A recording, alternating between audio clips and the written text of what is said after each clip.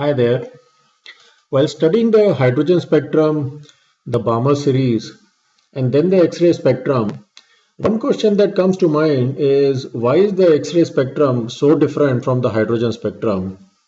The X-ray wavelengths are in the region of 1 to 4 Armstrong, whereas the hydrogen spectrum, the wavelengths are in the region of 4000 to 8000 Armstrong.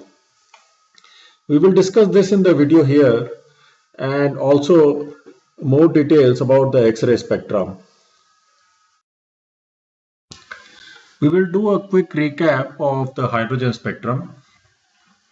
When high voltage is applied across a gas discharge tube containing hydrogen, it glows. When this light is taken through a prism, we see these four colors in the visible spectrum. When electrons which are excited jump from higher energy orbitals to the lower energy orbitals, this difference in energy is emitted as photon and is seen as light in the visible spectrum.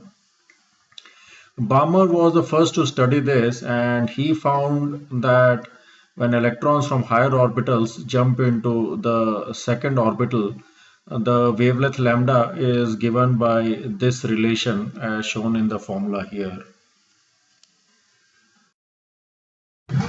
In X-ray, a high energy electron beam is made to fall on a heavy metal target, and some of these electrons knock off the electrons in their orbitals, and electrons in higher energy levels then jump down into the lower energy orbitals, releasing energy. This energy is proportional to the square of the atomic number.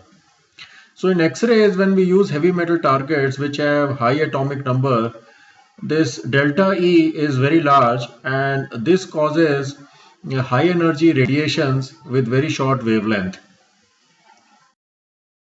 In the generation of X-rays, 99% of the electron beam energy is wasted as heat, and the balance 1% is generated as X-ray beam. The X-ray beam which is generated comprises of electromagnetic radiations of different wavelengths and different energies, and this graph represents the various wavelengths which are present in the X-ray beam.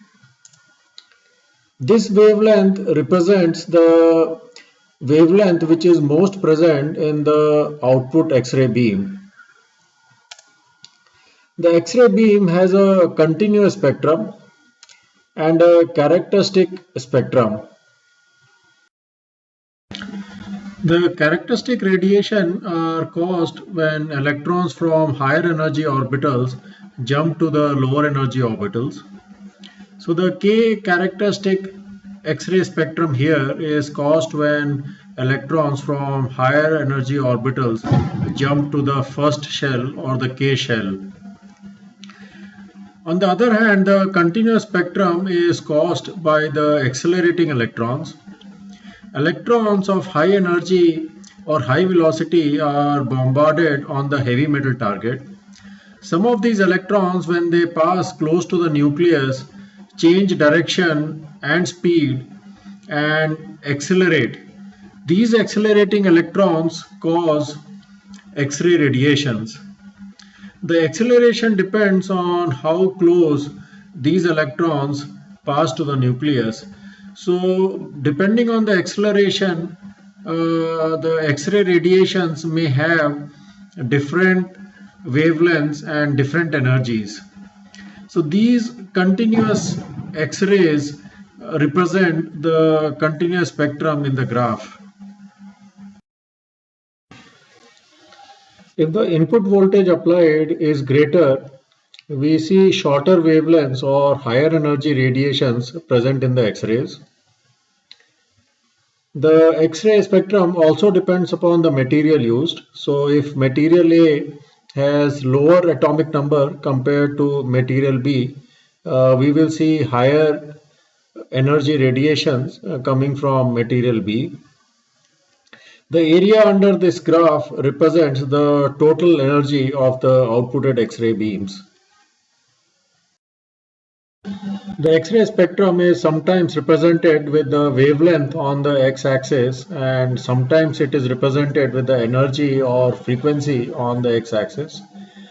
So here, the shorter the wavelength, the higher the energy of the X-ray beam. Whereas here, the energy increases as the frequency increases along the x-axis. I hope you found it useful. Thanks for watching.